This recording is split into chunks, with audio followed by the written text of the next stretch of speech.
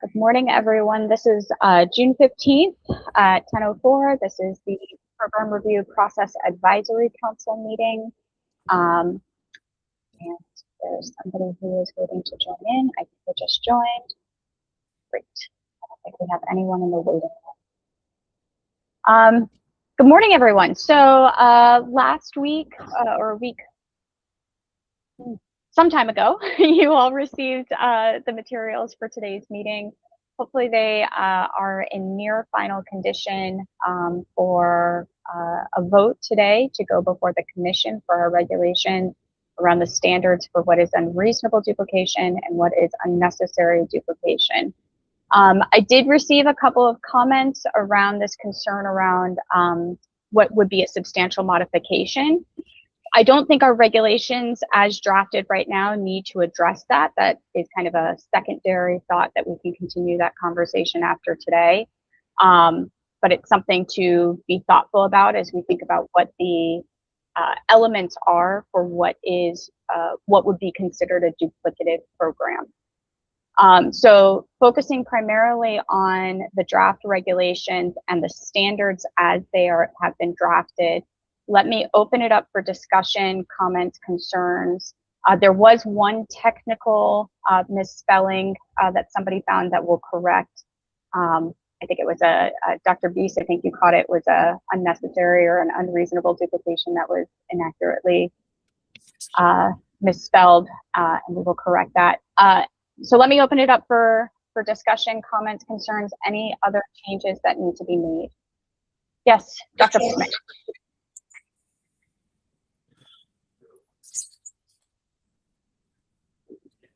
I believe. Emily, did you call on me? Yep, I did. Actually, I put my thumb up, but I have a question, so I'm going to figure out how to raise it. All right, thank you. Okay, we'll come to you next, President Wilson. Dr. Perman, let's start with you. I simply was going to ask a question, focus on process here. I am getting from my colleagues continuing input, not on, I would say, major issues, but on further edits.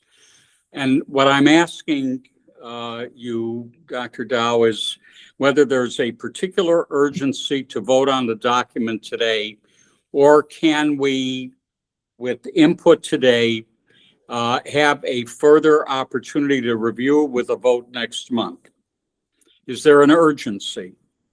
Sure. So there is, I wouldn't describe it as an urgency, but there is, because we continue to review active proposals right now, having some clarity about what we mean by duplication in the moment, it's the epitome of flying the plane while building it.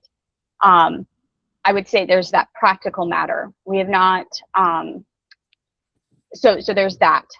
The second is our commissioners are interested in hearing, and so we can certainly provide them an update. We do not necessarily need to move this forward if this group does not feel like they are ready to go forward, and there needs to be more time. So if that is the recommendation of the group, we can certainly entertain that. We want these regulations to be reflective of what campuses need and have the input of this council.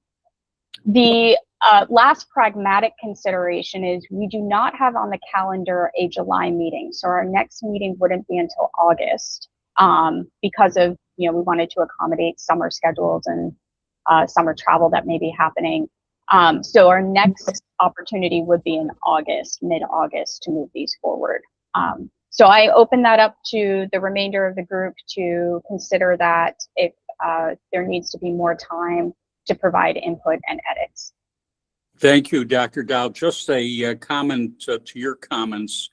I think, as it relates to ongoing review now, what the commissioners are interested in, I think you certainly have a sense of the group and could reflect the sense of the group if something were to come up while we get the document right. I hardly would take the time of my colleagues in trying to just delay and delay and delay.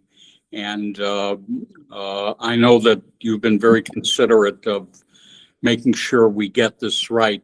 I just wouldn't want us to put something down, you know, once it's down, even if it's seemingly a little edit, I'd hate to have conflict over it. So I'm one person. Obviously, this is for all of you to decide. But if there's a way to work further and then take a look at a final document, I would ask for it. Thank you.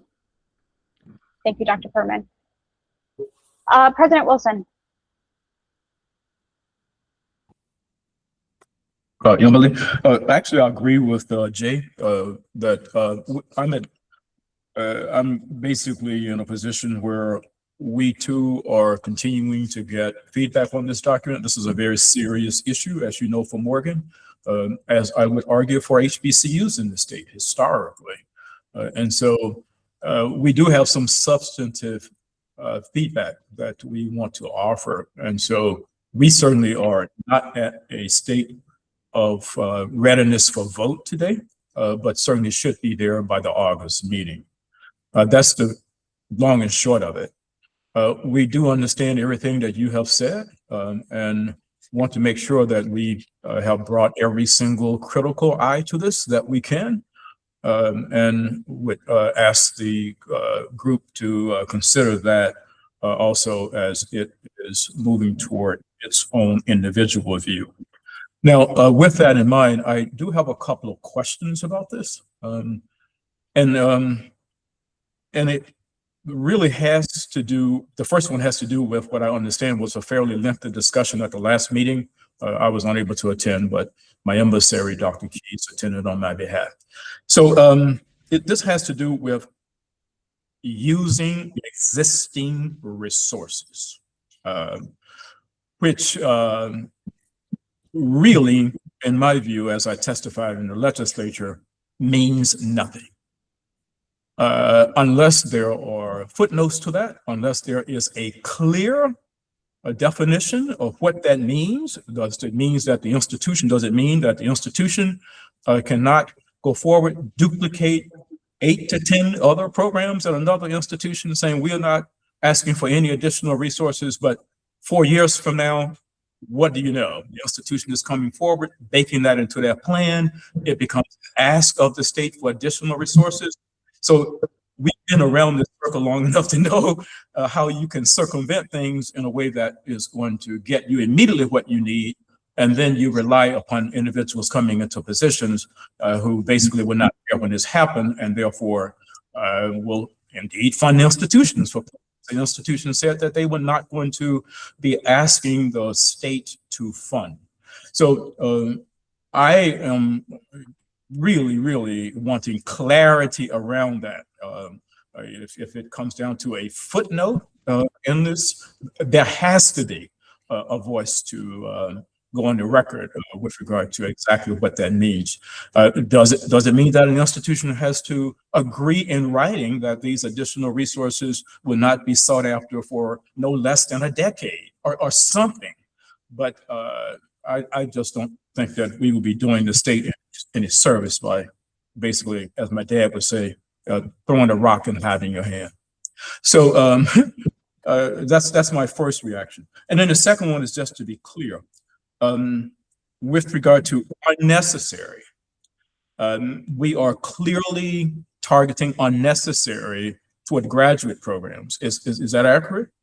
That is accurate, correct. All right, so, but unreasonable is not just targeted at graduate, it is also at undergraduates. It is not, because the statute has explicitly said graduate programs. So in a section here, though, it says, so why would we even be talking about duplication of lower division programs, duplication of upper division certificates and bachelor's programs? If, for example, and basically given a definition here, that at the bachelor's degree level, basic, common, or core programs in the liberal arts, social sciences, theoretical sciences, business, and education are not unreasonably duplicative. I agree to that. But then what is? I mean, you've defined what is not. I mean, those are core programs. But the unanswered question is, if you've gone that far to define that, then what is duplicative at the upper division certificates and bachelor's degrees? Sure. So those are the questions that actually my team and I here at Morgan, including our own legal team, or really grappling with in terms of some substantive feedback that we want to offer as we kind of hopefully bring this to a close.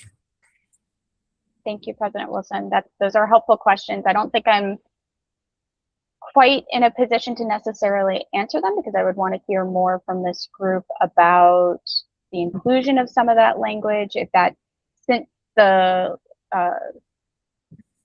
statute is clear that it is graduate level, do we need to remove that language so that it is not confusing? I just opened that up. I open it up for discussion for the group. So thank you, President Wilson. Important points. Dr. Perman, I see that your hand is still raised, but I don't know if that's, nope. Okay, you're good. Okay, you're good. Dr. Ginsburg. Thank you, Emily. And Dr. Wilson raised some good points, I think particularly about the undergraduate side. So I think that does require a little bit more, at least, clarification on the part of MHEC.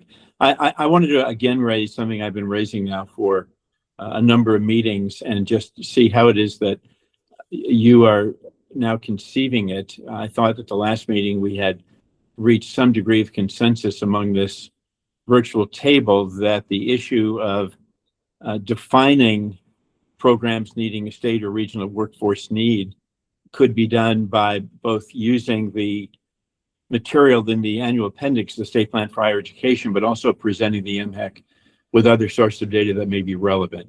And I had thought we had reached some consensus that there would be a modification of the original language. I don't see that in the document, and wondering what the status of that is as my first point. And it's an important one, I think, given all the conversations we've had about this issue over the last number of meetings. And then I do have one second point on the unnecessary, and not the unreasonable, unnecessary document.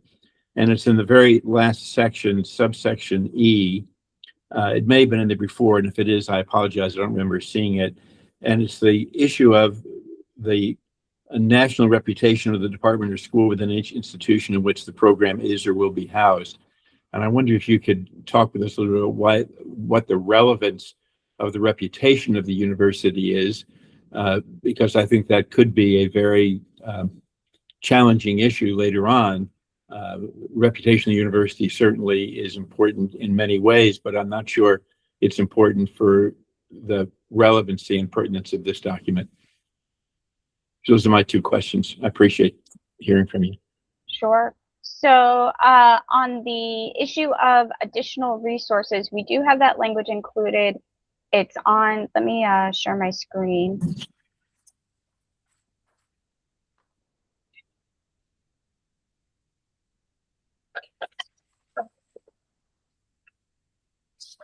Where is it?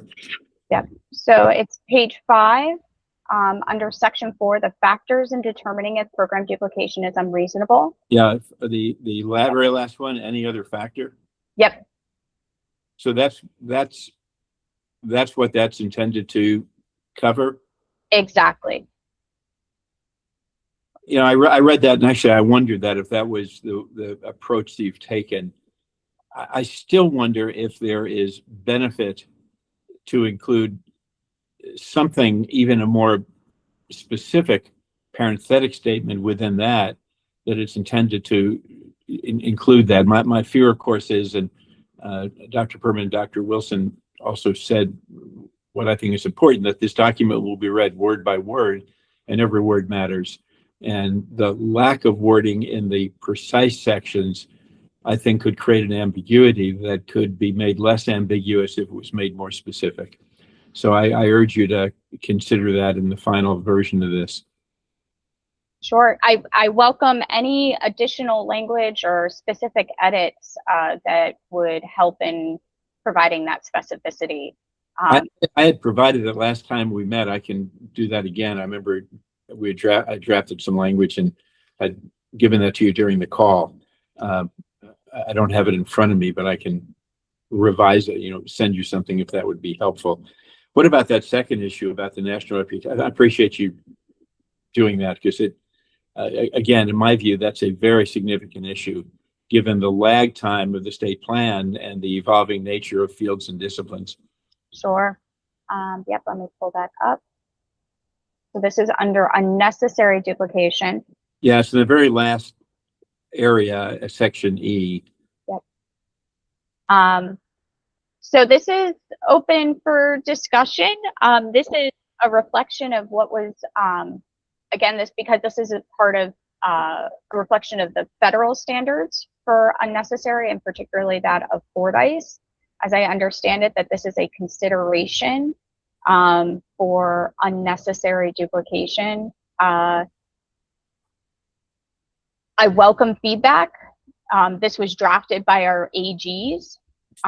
So it is, again, in reflection of federal standards and Fordyce expectations. Well, the section is about whether or not there's a sound educational justification. Mm-hmm. And I would raise the question, I would be curious of the AG's response of what the relevancy of the national reputation of a department is. There may be colleges and universities that are becoming national in their reputation, and part of that is the amalgam of programs they have. So I'm just not sure of the relevancy of it. If there is a relevancy, I'd just like to understand what it is. Sure. I think we've heard in the past concerns about national rankings from specific schools and ability to, I don't want to say recruit, but to maintain that ranking for research, for the ability, not recruit students necessarily, but to recruit faculty, and that would be a consideration about whether or not there is a sound or there is not a sound educational justification for the duplication. It's a factor to consider, but it is open. Again, I open this up for discussion, for feedback from the whole group on this front. So thank you, Dr. Ginsburg, for bringing it to our attention. And appreciate it. Thanks for getting the document to this stage too. Appreciate it. Yep. President and Dr. Ginsburg, if you could send that language, I apologize. I will also go back through my notes and see if there's language, but if you have that, that would be great, and I'll do my due diligence as well. I'll try. If not, I'll try to write it in again. Thank you. I'll definitely look as well. Thanks. I see President Wilson and President Anderson. You guys have hopped back and forth between first and second. I don't know who wants to go first. I think I was after President Ginsburg. Okay, President Okay. Anderson, go for it. Thank you, Dr. Dow. First of all, I want to say, echo others who said thank you very much for getting us to this particular point. But I do want to stress that I believe that we should not be taking a vote today, that we need further time with the document. And I want to echo what others have already stated in that regard, Chancellor Perman, Dr. President Wilson, and also President Ginsburg. What I do want to say thank you very much is that you clearly understood our concern about clinical programs and the vulnerability that can arise from having programs in that particular vein, but also others. So we want to speak to the on the positive side of saying we support the language that you put in the email, saying, quote, to prevent this vulnerability, we should discuss whether the final regulations must be explicitly stated that a post-approval change to any of the baseline indicators in section G3A automatically triggers a mandatory substantive modification re-review. And this is one that we want to speak in favor of, and making sure that that language is very, very clearly stated in the document. I hope you understood that. I appreciate that. Thank you very much, President Anderson, for that feedback. Okay. Thank you. Okay. President Wilson. My comment is actually related to President Ginsburg. You have to excuse me here. I've been flying a lot, and so I'm struggling with my voice. With regard to national reputation, that in and of itself is a 6-month conversation because it's a national reputation according to whom. And so I personally don't think highly of U.S. News and World Report to rank an institution. I mean, are you kidding? When you get the ranking and you've only been on a few campuses, how in the world do you know about the quality or prestige of another place?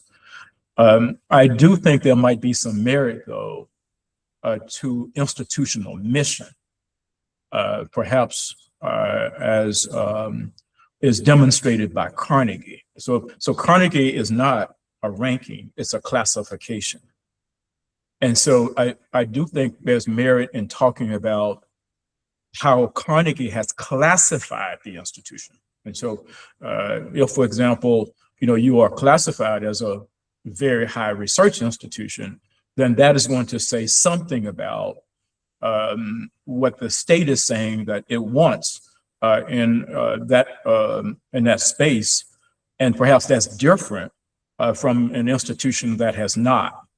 And so that in and of itself then could lead to a part of the decision about a doctoral program, because that would be keeping in line with what the mission of that institution is as articulated in the mission. And it is that it is an R1 very high research institution or is close to that. And this particular program is in keeping in line with that particular criteria for becoming that. So not necessarily the rankings based on popularity, but it's attached to the mission of the institution. And then in some instances, because the state of Maryland eventually, I would argue, is going to have to grapple with this question. So how many major research institutions at the public level can you really support? And we've been dancing around that, but at some point, the state is going to have to grapple with that in the context of unreasonable and unnecessary. So if I can try to summarize maybe what you are suggesting, so tell me if I'm getting this wrong, that it's not necessarily about the national reputation, but instead we use language around institutional mission, and you are specifically calling out the Carnegie classification as another consideration. That's almost there. I would remove national reputation to say as perhaps defined by the Carnegie classifications or something like that. When I look around this space, I tend to give more credibility to that in terms of institutional mission than with popularity contests. Great. I welcome feedback from the group on that recommendation. Thank you, President Wilson. President Ginsburg. Yeah, I'm sorry. I forgot to mention one other section that I wanted to ask some clarification about, Emily, in a suggestion. And it's under the section F, general rules and unreasonable. It's subsection 3. That unreasonable program duplication is most likely to exist within a specialty program, discipline, et cetera. And with the approval of the commission, the secretary may publish a listing of existing academic programs within any degree certificate, which may not be proposed without prior permission of the secretary. My question is, I think it may be helpful to think about, are there criteria by which the secretary must make that determination? Right now, it just opens the door for the secretary for any reason to make that determination. Yet the other sections here all have built-in criteria that guide that decision. So I guess I wanted to raise that as an issue for your consideration and to ask the group if it would be useful to be a little bit more specific about by what means, by what method, and through which criteria should that determination be made, because that is obviously an important issue. What page again, Mark, please? It's What page? Page 3 of the unreasonable, under general rules, section F, subsection 3.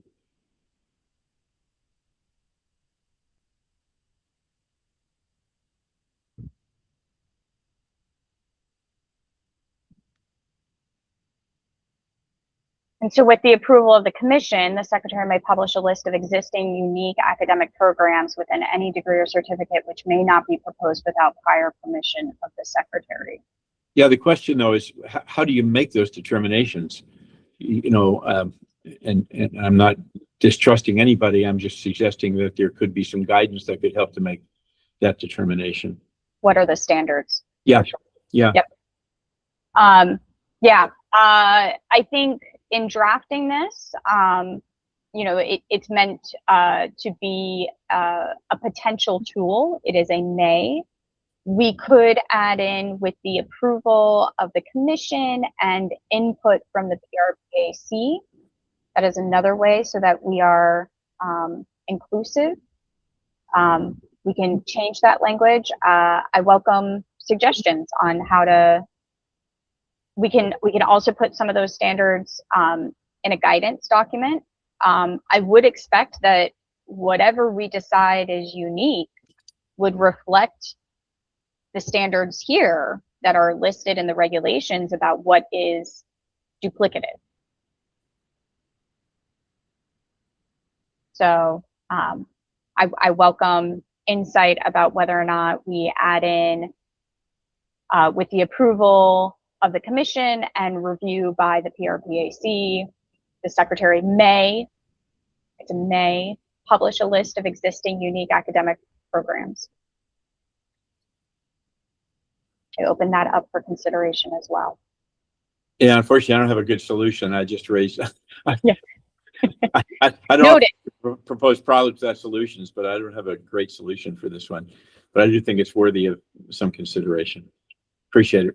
Absolutely, and I think that's the crux of the matter here is making sure that we're all on the same page about what, you know, what makes a kitchen, what makes a bathroom, and just because they both have sinks, does that mean that they're duplicative? I don't know. So we have to have the standards in place to make the decisions. So President Ginsburg, your point is well taken. What would be the standard then for a unique program? And so I from my perspective, in my role here, this is a may. This would be intended to be a tool to help institutions, not necessarily to corner institutions. It would be intended to reflect the same standards that we have for duplication as listed in these two documents. And we can certainly add in consultation with the PRPAC in developing this list so that you all are comfortable, should that list be developed.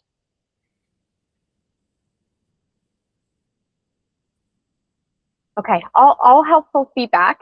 Certainly does not seem like we're ready for a vote today. Other thoughts and feedback. I am wondering, since you all have asked for some additional time, it wasn't last meeting, but I think it was the meeting before where I did kind of a layman's explanation of how these regulations would work should we apply it to an actual proposal and kind of the concrete steps, almost like what it would look like in a guidance document. We have made some substantive changes. What I'm wondering if it would be helpful as you, considering we will have so much time between now and August, I can probably commit by the end of the month, recording a standalone revision of what that guidance would look like, so that you can kind of reflect on it, and what the intent is supposed to be. And so then you could use that to square what is said in the regulation, what I think we have captured the needs of this council, and then what that looks like in real time with a step-by-step process. I imagine that would be helpful. Let me just pause and see if that would be helpful. President Anderson, I see your head nodding. Okay. So let me see, you have my like 75% commitment to try to get that done before the end of the month so that you have that at least through the month of July. I do welcome some recommendations and alternative language for the discussion, particularly what President Wilson has just brought up and what others brought up. I don't think we have quite a concrete edit yet, but we can make note of it, and I can certainly put some thought into it before our next meeting. President Wilson, I see your hand raised. So this is a suggestion. While our charge and the state law as interpreted is not addressing unnecessary or unreasonable duplication at the undergraduate level, may I suggest that this group give consideration when a report is issued to letting the commission and indeed the rest of the state know how many existing undergraduate degree programs have been duplicated since the gavel came down in Annapolis. I think we owe the state that because the number of duplications that I'm seeing is extremely alarming. And I don't know how that, other than MHEC, will be communicated back to the legislature in particular to see if that is indeed what's the intent. So I'm making a suggestion here, and I'm looking at my own institution, and as I communicated with one of the presidents here, I think now we're up to like 12, moving toward 14 existing programs in Morgan that other institutions have just rapidly tried to duplicate. And on the other hand, Morgan has not tried to duplicate any existing program at any other institution. That's sort of my suggestion here in terms of a statement coming from this group when this report is delivered to the commission itself. Thank you, President Wilson. We do have an annual report that goes to the legislature on the duplication of programs. It's an oversimplification of duplication. We use zip code primarily as the indicator. So it is a oversimplification, but we do have that as an annual report that goes to the General Assembly. I can share that with the group in a future communication, the historical reports of that nature. And that is where it would show up, President Wilson. President Anderson. I would support such a statement as well, Emily. I think that's important to make sure we look at the full scope of what's been going on, but also the full scope of what the intent was. And I also, so I'm supporting what President Wilson just suggested. The other thing I want to say, I've been giving some thought here to the statement that President Ginsburg brought up about that line dealing with the commissioner. And I would also support in that one an idea of, like you suggested, putting in a review by the PRCA or some other review. To me, the more eyes you have on something other than the commissioner, it's valuable to all of us to have those kind of conversations and to make sure we get the voices heard from many different levels. So I'm still thinking through what President Ginsburg said, but just very quickly, your suggestion, I kind of think I would agree with that. Really appreciate that. Thank feedback, you. President Anderson. Thank you. Dr. Perman, Chancellor Perman. A simple request in response to my colleague, Dr. Wilson's comments. Again, in the spirit of collegiality and the fact that we're working together as a group, may I ask, Emily, that if that report that you referred to, the annual report, doesn't clearly lay out what Dr. Wilson has called attention to, can you send that to all of us so that we can continue to work as a group? Thank you. Absolutely. The other venue in which we report, so we have that annual report that goes to, like I said, the General Assembly.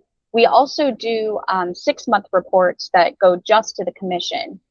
It doesn't necessarily highlight duplication, but it highlights all of the actions that the secretary has taken in the previous 6 months. So we are due to do that presentation at the August commission meeting for the, what would it be, January to June timeframe. And that's another space to highlight how many programs have been proposed, by whom, in what kind of fields, and the like.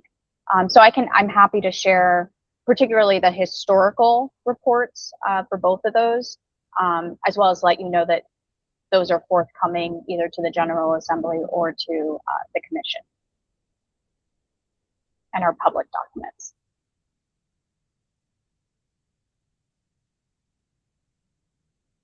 Okay, we can do all that. Other comments, feedback on the draft regulation? President Anderson. Emily, I just want to make this one more comment and put it out there and have my colleagues react. Please. I appreciate, first of all, that you're planning to create this guidance. I think any other additional guidance would be very, very helpful. I am concerned, however, that your statement that you said you'd only get about 75% of it complete. Pushing for us, well, let me finish, pushing for us to meet in August. If you only get 75% of it completed, I would rather you spend the time to get 100% of it completed, to get it to us, and we vote in September and not try to push like we're doing now to vote in August. So I just want to put that out there. I'd rather us be very, very clear, have the guidance, be able to review everything, review it with our teams, review it with our faculty, who really don't return until September anyway. But I would rather you do that and make sure that we have given this a very thoughtful, very intentional process. I'm going to put that out in the ether there, let my colleagues respond, and not want to push you either, because you should have a summer break as well. Okay. I appreciate that so much, President Anderson. Very, very grateful for that. I'll clarify my remark. I'm 75% confident that I could do it before the end of the month. I can certainly do it before our August meeting, but I worry about getting into the July weeks. I would like to be able to get it to you by June 30th. So I can definitely do it. It's just getting it to you in a timely manner. So I appreciate the consideration and the thoughtfulness, and wanting to make sure that I equally want to make sure that you have enough time with the materials, talk with your colleagues, talk with your campus. And again, some of you, I think, recognize that you're not just representing your campus, you are representing either your title, either you're a president or a provost or a community member of some kind. So definitely, share this with your colleagues, both within your campus and between campuses, to represent feedback accordingly. Dr. Dahl, a quick question, just on Yes. the process. Whenever we get to voting, whether it be August, September, or at some other point, are we looking for consensus? Are we looking for a supermajority? Are we looking for a simple majority when we get to that point? Sure. We are looking for a passing vote. So either 11 or 12, depending on, or 10 or 11, depending on how many people we have serving at the time. And that, yeah, so it's a majority of those serving. Okay. Yep. So hopefully, to some degree, a bit of consensus. And if there are abstentions, I would want to be able to document that and share that with the commission so that they are aware of any pending concerns. So I see myself as kind of that mediator to communicate concerns or issues or other factors that the commission would want to be aware of. So even if it does pass for a vote, I want to make sure everybody's aware that they can share concerns. Even if it passes, I certainly see that as my responsibility to pass that on to the commission for their situational awareness and consideration. So just as President Wilson has asked that we provide some of those data points on undergraduate program development, we can certainly include that in the memo for consideration. And so welcome all of that kind of feedback as this progresses.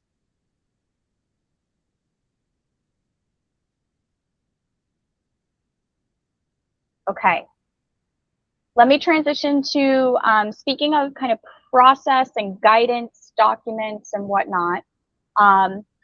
Some of you may be aware we do have, per the law, we were required to develop an administrative procedures guide. We have one up on our website. It needs to be revised. We have some of that already on hand and want to give a shout out to Dr. Cornell, Dr. Silva, and Ms. Johnson, I think, is also on the call, some of our team members on the program review team. We will be making edits on our own. Our goal is to have a revised administrative procedure guide up and on our website by the end of September. We would like to give you all an opportunity to give us feedback. Where are we missing gaps? Where are we unclear? Where do we need to provide more information? So what we will do in short order in the next week or so is send you a copy of that administrative procedures guide. We'll probably have a handful of directed questions for you to answer. You don't have to answer all of them, but just, you know, some guidance on how to give us feedback on the guidance. And we'd like to take that into account. I'd like to save a little bit of time at our August meeting to walk through any of those edits, so that we can update that administrative procedures guide, but like I said, before the end of September. So would welcome your feedback and just wanted to flag that will be coming your way shortly, again, before the end of the month.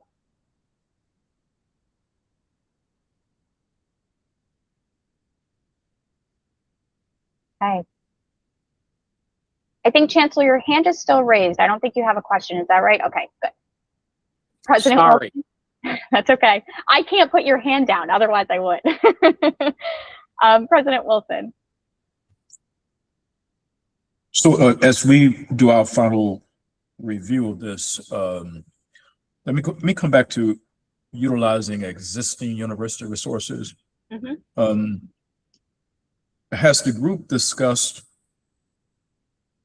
utilizing existing university resources means the following?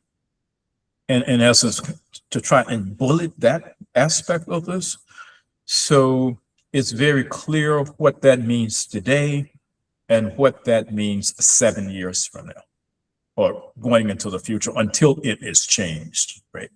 So those are the kind of substantive edits that we would provide, but to just have the language to be reflected in our guidelines and regulations in the same way as it was in the bill, without bringing in additional clarity to that, I think is going to create a lot of confusion going forward.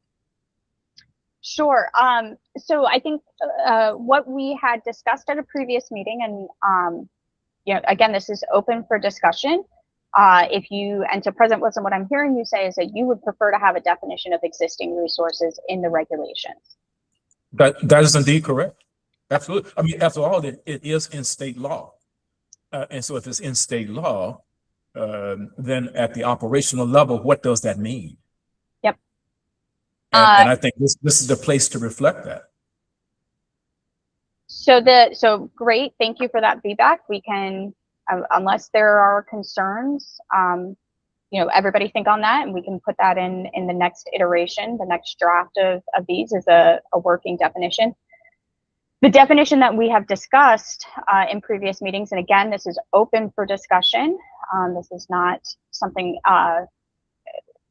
open for discussion. The thought process is in developing a new program, you would, an institution would identify all the resources needed to implement that program. How many faculty do you need? Do you need lab space? Whatever resources you need to be able to run that program, you would say, these are the resources I need. And then you would say, do I have those resources already on my campus in existence to be able to implement the program? So one, just thinking, what do I need to do this? So if I'm baking a cake, I need flour, I need eggs. Sorry, I have a lot of kitchen analogies right now. So I know the resources that I need to make my cake. Do I have those resources to make my cake? That is the current logic or the flow to identify whether or not an institution is going to be able to implement that program using existing resources. I open that up. That is the current way of thinking about what is a resource and whether or not it is existing. So think on that, and President Wilson, what we can do is we can add that as an explicit definition in the draft regulations for consideration for the whole group.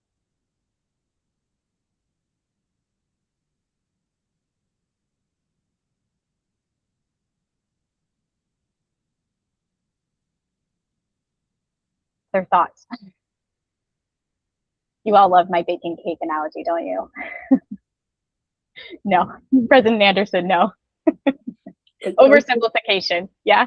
It would be helpful to see the definition, but it's gonna have to be available resources to implement and maintain the program, right? Because implement is one thing, maintaining the program is another, correct?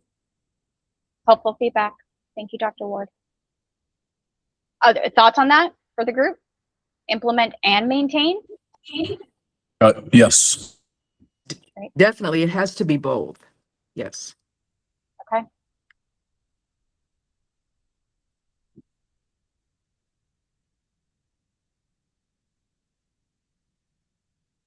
Are you all, just give a minute for you all to think on that. See if there are any other thoughts.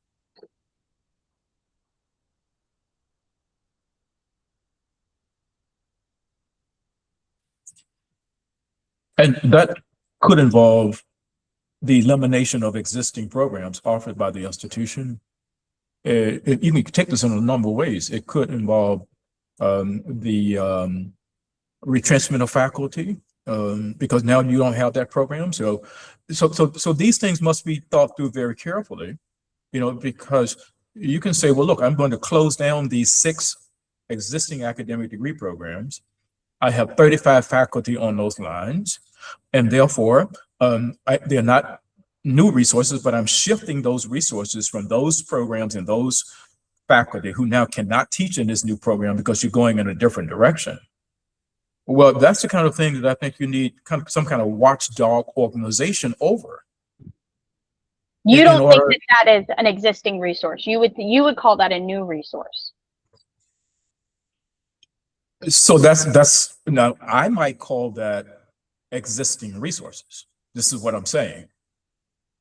So is the definition, and I have to go back and read the law, that is it no additional state resources, because you can't go down that kind of rabbit hole. Is it no additional resources, period, meaning that we got a $500 million grant here, and that $500 million grant, which I'm hopeful we get, would say, oh, you know what, I want you to duplicate all the programs up to this limit at X institution. Well, will these regulations allow that? Though the state is not coming forward with any additional state resources. I'm raising a larger point here, and it's primarily because I'm reading so much in our own state, but nationally, about what higher ed is facing. And even with all the newspaper articles that have been coming out about some of these issues playing out right now on some of our campuses, this requires a very thoughtful conversation regarding the shifting of resources at the campus level, the shifting them to additional programs. What does that mean? Who's going to pay for it? Well, does additional resources mean raising tuition from students, right? To sustain that. So anyway, I think this would be a conversation that, if it has not been held already, at least on our campus, you know, that's the kind of conversation we're having as we talk about workforce needs, because no state is ever going to be able to give you everything you're asking for and make that happen. Well, we can make this a much more explicit discussion for our August meeting as well, which makes me think that we will not be ready for a vote in August, considering these new considerations, which is absolutely fine. Okay, with no kind of major concerns, we'll put on this discussion of it. What I will do is I will draft the definition. Food for thought. Again, it's just something to put out there, open for discussion, and we can make this concept of what is existing resources, what are existing resources for the August discussion, a much more explicit, thoughtful discussion. Okay, I will try to work to get you a working definition to mull over in advance of August. Thank you for those comments, President Wilson. And I see head nods. Okay. We are coming up to the end of the hour. A couple more announcements. One, I regret not sharing with you that Secretary Kira Slavanis was unable to join us today. She had a conflict, but will likely join us in future meetings. So wanted to just recognize that she unfortunately could not be with us today. And then two, we do have two forthcoming departures. One that actually has already happened. President Yam from Notre Dame has officially retired, and she was serving on the council. We are working with President Power to identify a replacement, but wanted to recognize her service. And her replacement will carry out her term. So want to be clear about how replacements will happen, is that you are sitting in for that specific term. And then additionally, we do have Dr. Beast, or Dr. Beast was on, oh no, she just left. But Dr. Beast, Betsy Beast from College Park, is also retiring at the end of the month, and just wanted to share our appreciation to both of them for serving on this council, and certainly serving the state of Maryland in their roles. And we will be working to find a replacement for Dr. Beast as well. So with that, any other business? So our next meeting is mid-August. I do not know the date off the top of my head. Let me pull it up real quick. I believe it's like August 18th. August 17th. Thank you. August 17th. I'll be sharing materials in the interim for you all. I welcome feedback for consideration as you review the materials, and we'll go from there. Great. Anything else for the good of the group? Okay. More to come. I appreciate this discussion. Thank you, everyone. I hope you have a wonderful July. Thank you. Bye-bye. Thank you. Thanks, Emily.